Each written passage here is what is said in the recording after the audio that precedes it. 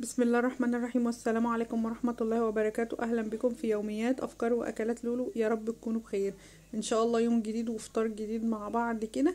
بس قبل ما تدخلي حطي لايك واشتركي في القناة وفعلي الجرس عشان توصلك كل الإشعارات الجديدة.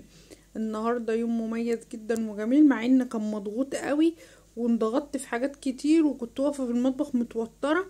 أنا في أي يوم بعمل فيه أكل لينا ولأي حد الصراحة ببقى متوترة جدا وخايفة الأكل ما يطلعش حلو، بس الحمد لله ربنا ستر واليوم مشي زي الفل. الفراخ دي أنا كنت متبلها من امبارح بالليل.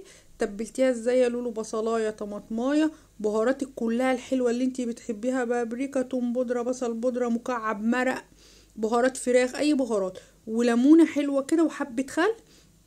اضربي كل ده في الخلاط وبس، وشربي بيه الفراخ وشرحيها كده. ولو تقدري تبيتيها زي ما انا بيتها كده بتطلع حلوة جدا. بس كده، وخرطت بصلاية تحت علشان دي بتبقى حلوة جدا. البصلاية دي تحت كده بتاكليها بتبقى جميلة جدا. حطيتها تحت كده وهتعمل ريحة حلوة للفراخ. ومنزل كده بقية التتبيلة كلها على الفراخ دي اللي هتستوي بيها الفراخ.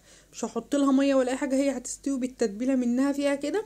بحطها على البوتاجاز من فوق وبغطيها ولما بتستوي بنزلها تحت الشوايه تتحمر وبعمل لها فحمايه كده. بصوا بتبقى مشويه وجميله جدا، وهتشوفوها في الاخر لونها حلو جدا وطعمها جميل من غير لا دخان ولا فحم ولا اي حاجه. هي دي اسهل طريقه بتشوي بيها الفراخ في البيت طبعا. ربنا يتقبل منا ومنكم صالح الاعمال يا رب. النهارده انا هزود الاكل شويه علشان هعمل كام وجبة كده. افطار صائم. فانا يعني في ايام في رمضان كده ربنا يتقبل منا ومنكم بزود الاكل شوية، اعمل يوم وجبتين، يوم 3، يوم واحدة. انتوا فاهمين؟ كل واحد واللي ربنا يقدره. مش لازم بقى نجيب كميات كبيرة ونضغط نفسنا ونعمل كميات كبيرة، ربنا يقدر اللي بيعمل يعني.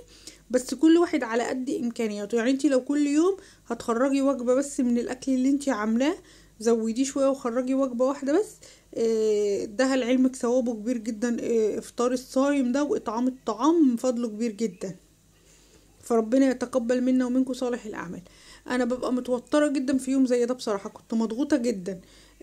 طبعا سلقت مكرونه وعصرت طماطم كده علشان صلصه المكرونه.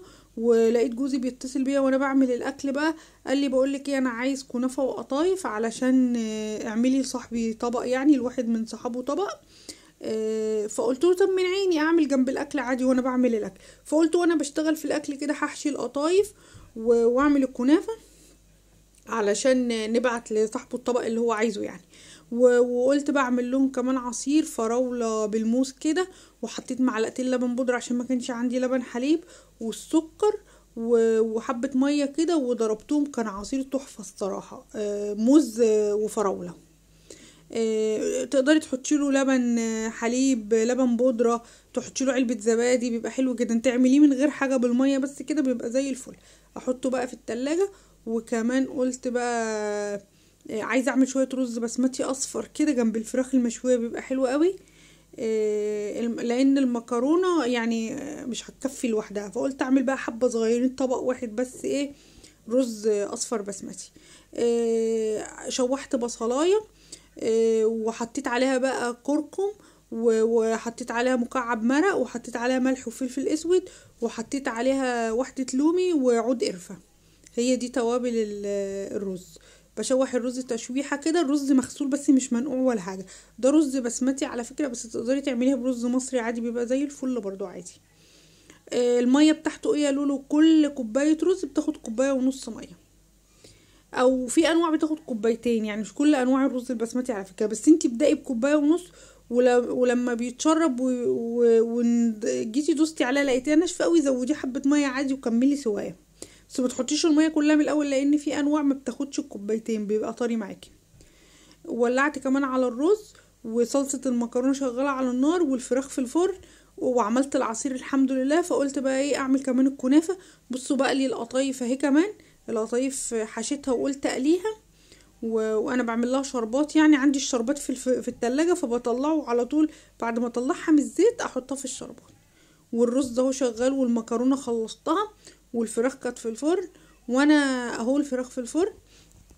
وانا بقى كل ده بعمل حاجات كتير مع بعض عشان انجز واخلص على فكرة، واوصل الحاجة قبل المغرب يعني. اهو بصوا، كانت الكنافة خلصت، عملتها على عين البوتاجاز، والقطايف خلصت، فعبيت له الطبق اهو، هغطيه كده وسبت الباقي ده لينا يعني.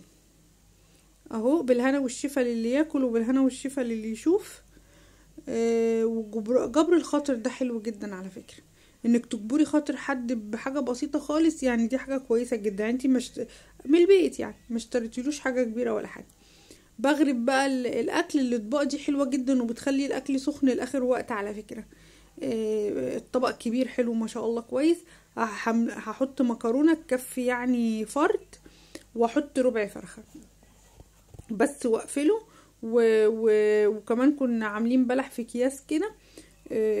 بس هي دي الوجبه بتاعتنا. بصوا الفراخ بعد ما اتحمرت وعملت لها الفحمايه بقى، لونها وريحتها كانت تحفه الصراحه والله، ولونها كان جميل قوي. اهو انا عملت تقريبا 5 وجبات. تقريبا هم 5. وطبق الحلويات ده هيروح لحد تاني يعني، صاحبنا وكده. وخلصت الاكل وانجزت والله، في وقت قياسي يعني. هو صحيح كنت متوتره وكان ورايا حاجات كتير، بس انجزت يعني. غرفت الاكل اهو، المكرونه، ده البصل اللي كان تحت الفراخ طعمه تحفه. وعملت سلطه دقوس، بتتاكل جنب الرز البسمتي، حلوه قوي، اللي هي الطماطم وتوم وكزبره وبهارات وخل وليمون، بتتضرب كلها في الكبه، جميله جدا. والرز البسمتي طلع هو طبق واحد ده بس. حطيت على وشه كده شويه مكسرات من اللي كانوا عندي، وعملت طبقة سلطة خضراء، وحمرت بطاطس. وادي العصير بتاعنا، والفراخ اهي المشوية. وكان عندي بتنجان كمان، سلطة بابا غنوج طلعته. بصراحة الاكل كان تحفة، وكان كتير، وكان ربنا مبارك والله. ولميت كده شوية حاجات بس زي الفل، بالهنا والشفا. السلام عليكم.